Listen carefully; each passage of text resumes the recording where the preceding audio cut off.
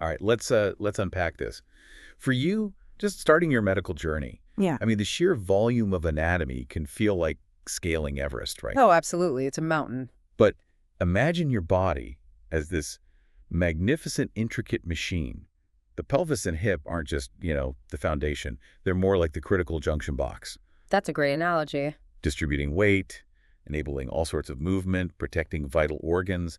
Understanding their intricate dance isn't just about memorizing names. It's like deciphering the entire blueprint. Precisely. Yeah. And that's really our mission today, to give you the nuggets that make this knowledge actually stick. We're trying to go beyond just rote memorization. Right. We're focusing on the functional significance, how everything interacts, and maybe most importantly, what happens when things inevitably go wrong. Yeah. We've basically distilled comprehensive lecture notes and some real clinical case insights to bring you the anatomy, yes, but really it's profound functional and clinical relevance. And hopefully make it stick. Exactly, with some anchors, maybe some metaphors, and even a few acronyms to help you lock it all in. Understand, retain, and recall. That's the goal. Okay, great. So where do we start? The pelvic girdle, central command center. Let's do it. The pelvic girdle. It's often described as a rigid ring. Which sounds almost contradictory, Yeah. when you think about how much we move. How can it be rigid? Well, it's your body's architectural cornerstone, truly. Think of it as the central connector. It bridges your entire upper body, your axial skeleton, to your lower limbs. Okay. That's how you stand, walk, run, balance. It efficiently transfers all that weight down. It allows for, let's say, a medium range of motion at the hip itself, but provides medium to high stability for your whole torso. So it's not fused solid, just immensely strong by design. Exactly. Immense strength through its design. That makes more sense. Right. A solid foundation that's also dynamic. And this foundation, what we generally call the hip bone, it's actually formed from 3 separate bones that fuse Right. over time. That's right. Yeah, they fuse during adolescence usually. And there's a neat little way to remember those 3 bones that form each hip bone. Just think PII. PI. Okay. That's the pubis, ilium, and ischium. They all converge and fuse together at one crucial spot. The acetabulum, Acetabulum. the socket. The socket, exactly, where the femur fits in. PII, nice and simple. Love an acronym. Now, to navigate this complex region, especially when you can't see inside, what are the key external landmarks? You called them the external map. Why is knowing what's palpable so important? Oh, they're absolutely your compass points in the anatomical wilderness. Knowing what you can feel is just critical for diagnosis, for orienting yourself on imaging like x-rays, Right. and definitely for guiding procedures. We're talking about structures like the iliac crest. You can feel that on yourself right now. Yeah, the top ridge. The pubic tubercle down low, the ischial Yeah. tuberosity, which, fun fact, is literally what you're sitting on right now. Okay, good to know. And then the anterior superior iliac spine, Yeah. usually called the ASIS. ASIS, yeah, I hear that one a lot. And the posterior superior iliac spine, or PSIS, around the back, along with the ischial spine, which is a bit deeper. You'll be feeling for these constantly in physical exams. Got it. Palpable landmarks are key. And just as a quick aside, it's worth noting you'll definitely see differences between male and female pelves on x-rays. Subtle, but noticeable. Interesting. Okay, so this rigid ring isn't one fused piece. It has joints. What are these critical connections? How do they balance that stability with, well, some surprising flexibility? You've hit on a really key point there. We have 3 main sets of joints in the pelvic girdle itself. First, right at the top, connecting the spine, is the lumbosacral joint, specifically between your L5 vertebra and the S1 segment of the sacrum. L5S1. Exactly. And this one, well, it's often considered a bit of a weak link. It's where your highly mobile lumbar spine meets the more rigid sacrum. It involves both a symphysis joint and synovial facet joints. A lot of stress goes through there. Okay, a potential trouble spot. And then moving down. Then you have the sacroiliac joint, the SI joint. Now, this is technically a synovial plane joint, but don't let that fool you.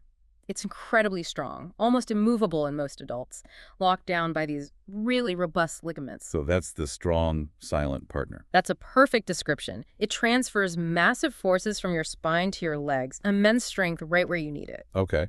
And finally, at the front, the pubic symphysis, another symphysis joint connecting the 2 pubic bones. This one's pretty unique because it becomes noticeably more lax, especially in late pregnancy. To allow for expansion during childbirth. Precisely.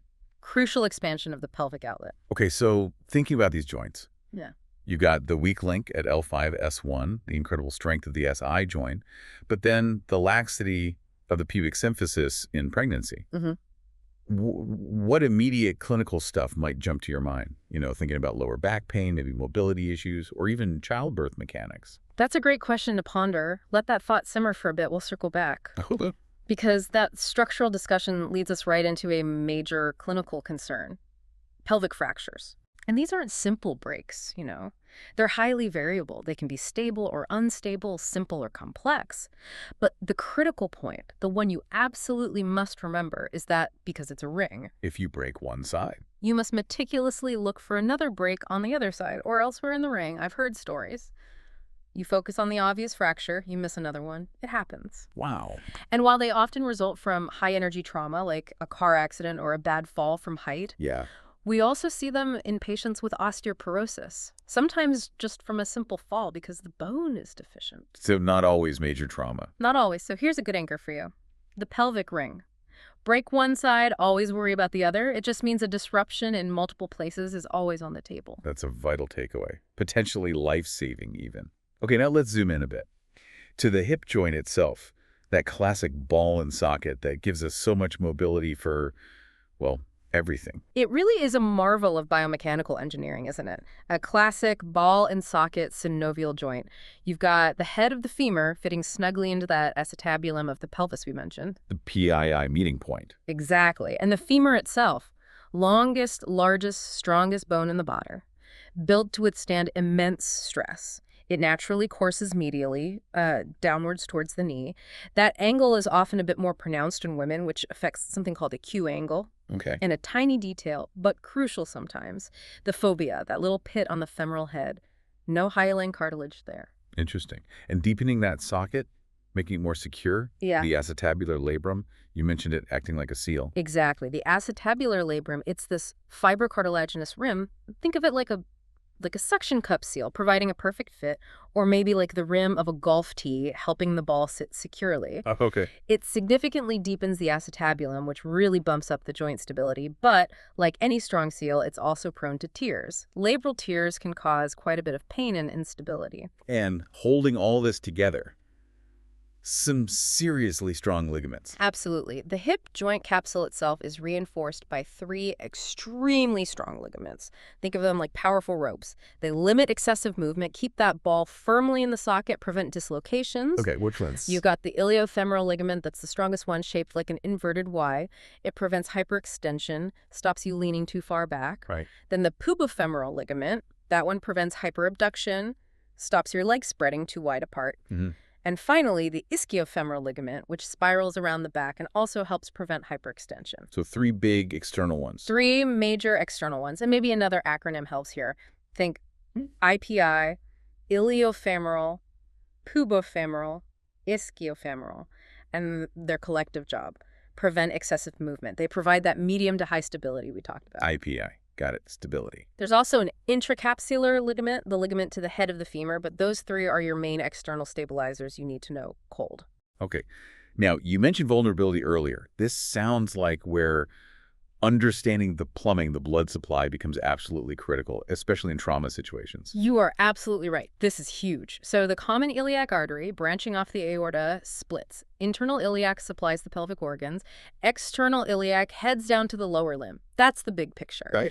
But the direct blood supply to the hip joint itself, particularly the femoral head, it's a complex, kind of delicate network. Delicate how? Well, several arteries contribute, but for you, the absolute MVP, the most valuable plumbing you need to worry about, is the medial circumflex femoral artery, MCFA, and its tiny retinacular branch. That's the FA. Okay. We also have contributions from the lateral circumflex femoral artery, LCFA, the deep femoral artery, profunda femoris, and this little artery to the head of the femur, usually coming off the obturator artery, running in that intracapsular ligament. But the MCFA is the main player. It's the main player for the weight-bearing surface of the femoral head. And this intricate network, as you hinted, has a major Achilles heel. It's incredibly vulnerable. Especially with fractures. Exactly. Specifically, intracapsular fractures of the femoral neck. These carry a significant risk of avascular necrosis, or AVN. AVN. bone death, because those delicate retinacular arteries, mostly branches of the MCFA, get torn or disrupted by the fracture. Ah, So here's another anchor for you. Remember, the MCFA is the MVP, most valuable player, for the femoral head's blood supply. Damage it, especially inside the capsule.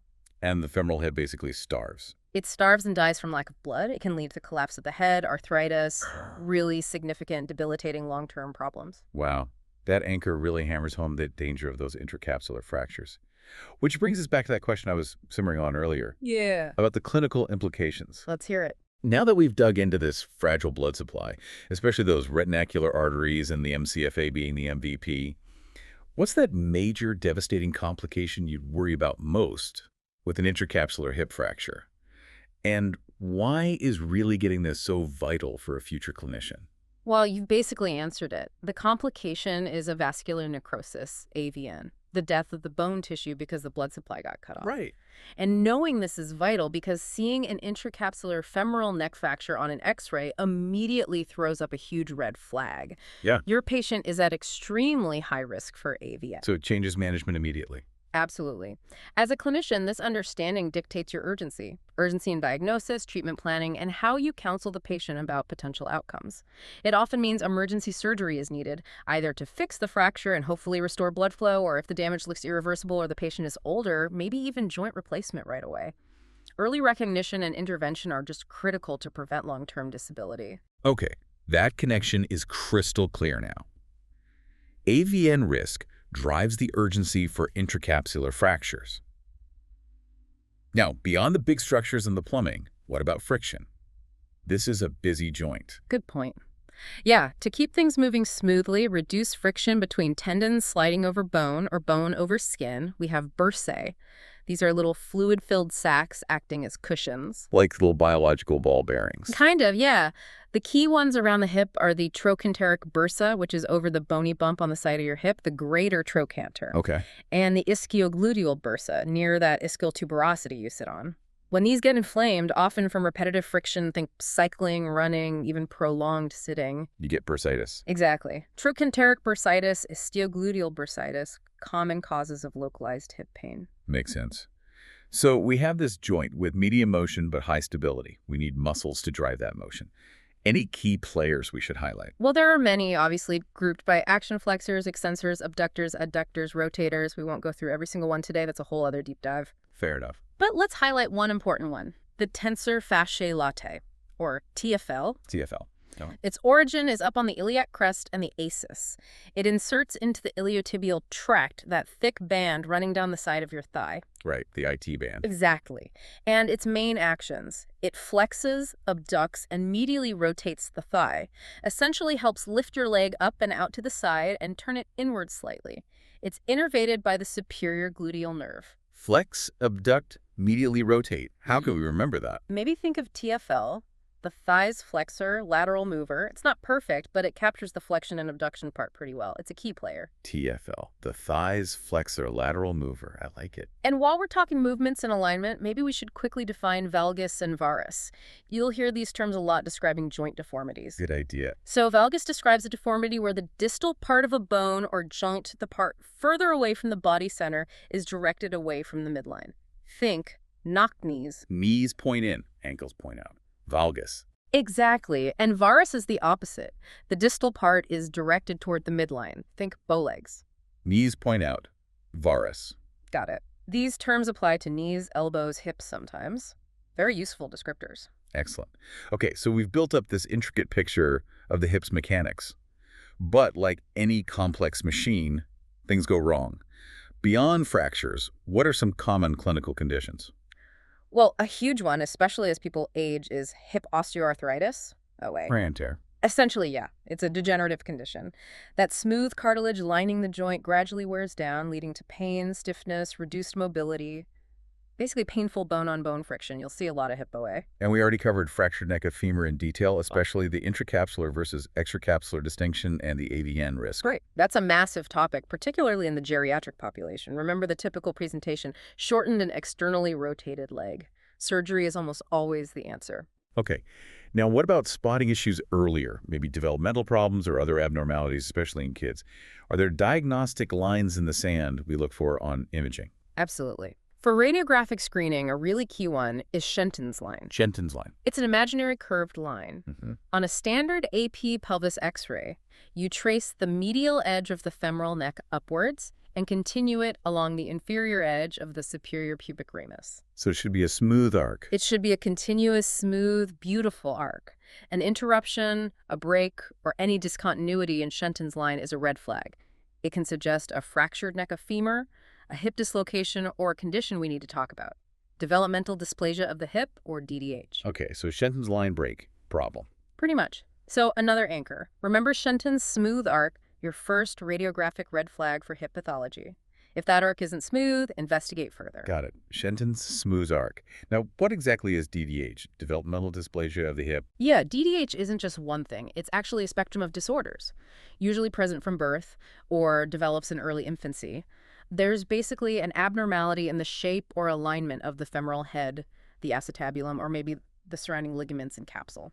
So the ball isn't sitting properly in the socket. Essentially, yes. The acetabulum might be too shallow, the femoral head might be misshapen, or the supporting structures are too lax. The key is the femur and acetabulum aren't in close, stable, concentric contact. This leads to instability, potential dislocation, and abnormal development. Are there risk factors? Things that should make you screen more carefully? Definitely. Identifying risk factors is crucial for early screening. We have a pretty memorable set, kind of the Fs plus a few others. Got it. So think 6 Fs plus BOS. The Fs are female gender, positive family history, firstborn child. Oh, wait, that's only 3 Fs. Let me rephrase that. Uh-huh. Okay. Maybe just remember the key ones. Right. Let's simplify. Key risk factors. Female gender, it's much more common in girls. Positive family history, firstborn status, and breech presentation at birth. Female, family, firstborn, breech. Okay. Plus oligohydramnios, low amniotic fluid during pregnancy, and certain tight swaddling practices that keep the hips extended and adducted, preventing that natural flexed abducted position. Got it. So screening is important for those at risk. How is that done? Newborn and routine 6-week baby checks include specific physical exam maneuvers. The Ortolani test tries to reduce a dislocated hip back into the socket, feeling for a clunk. The Barlow test tries to gently provoke dislocation in an unstable hip. You also look for the Galeazzi sign, checking for unequal knee heights when the hips and knees are flexed, suggesting leg length discrepancy. Ortolani, Barlow, Galeazzi, physical tests. Yes. And ultrasound is actually the key diagnostic tool in early infancy before the bones are fully ossified. X-rays, like the one showing Shenton's line, become more useful after about 4-6 months. And if DDH is confirmed, what's the treatment? Treatment aims to hold the femoral head securely in the acetabulum to allow the joint to develop normally. Often, this involves a Pavlik harness. Yeah, it's a soft brace that holds the baby's hips in a flexed and abducted position, kind of like a frog leg position. It gently guides the femoral head into the socket, usually worn for several weeks or months. If the harness isn't effective, or if the diagnosis is made later, surgery might be needed. And why is treating it so important? What happens if it's missed? Left untreated, DDH can lead to some serious long-term problems.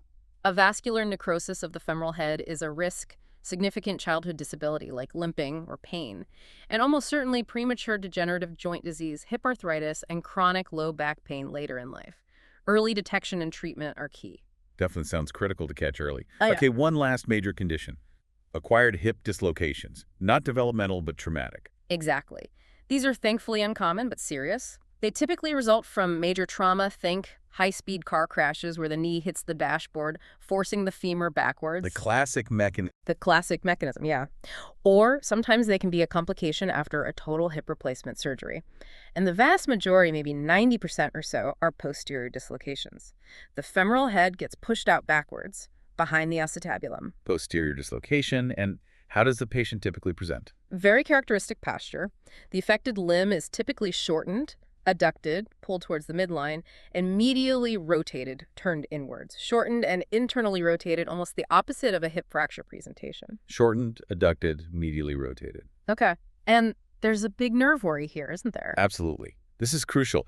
A major complication with posterior dislocations happens in maybe 10–20% of cases is injury to the sciatic nerve. Because it runs right behind the hip joint. Precisely. The nerve runs directly posterior to the hip joint, making it incredibly vulnerable to being stretched, compressed, or even lacerated during a posterior dislocation. Ouch. Significant neurological deficits possible then. Potentially very significant. Which leads us to our final question for you, the listener. Considering the sciatic nerve's path right behind the hip and this high risk of injury in a posterior dislocation, what specific neurological deficits, thinking both motor and sensory, would you immediately be testing for in a patient presenting with this injury? What muscles would you check? What areas of sensation would you prioritize assessing to figure out if that sciatic nerve took a hit and how badly? That's a great clinical question to leave folks with. Think about that sciatic nerve pathway and what it controls. Yeah. Okay, wow. We've really journeyed through quite a lot there. From the pelvic girdle's sturdy foundation through the dynamic hip joint with its critical, sometimes fragile blood supply, and then into these key clinical conditions, fractures, AVN, DDH, dislocations. This deep dive really highlights how interconnected everything is and why understanding these fundamentals, not just memorizing the names, but grasping the why behind the structure and function is absolutely non-negotiable for anyone going into medicine. Indeed. Anatomy isn't just about labels on a diagram. It's really about anticipating consequences, connecting the dots between structure, function, and potential pathology. As you continue your studies, try to remember the pelvis and hip not just as individual bits, but as this finely tuned system. Right. So the next time you see a patient complaining of hip pain or you're looking at a pelvic x-ray, don't just look for the obvious fracture. Think about the what ifs. What's the risk of AVN here? Could the sciatic nerve be involved? Could this be a long-term consequence of something like missed DDH from childhood? Thinking beyond the immediate picture. Exactly. And maybe a final thought to chew on. What other seemingly minor anatomical details, maybe like the course of a small artery or nerve somewhere else in the body, do you think could have similarly significant clinical repercussions if disrupted? Keep asking those what-if questions. Keep digging, keep questioning, keep making those vital connections. That really is the power of the deep dive. Thanks for guiding us through that. We'll be back next time with another deep dive for you.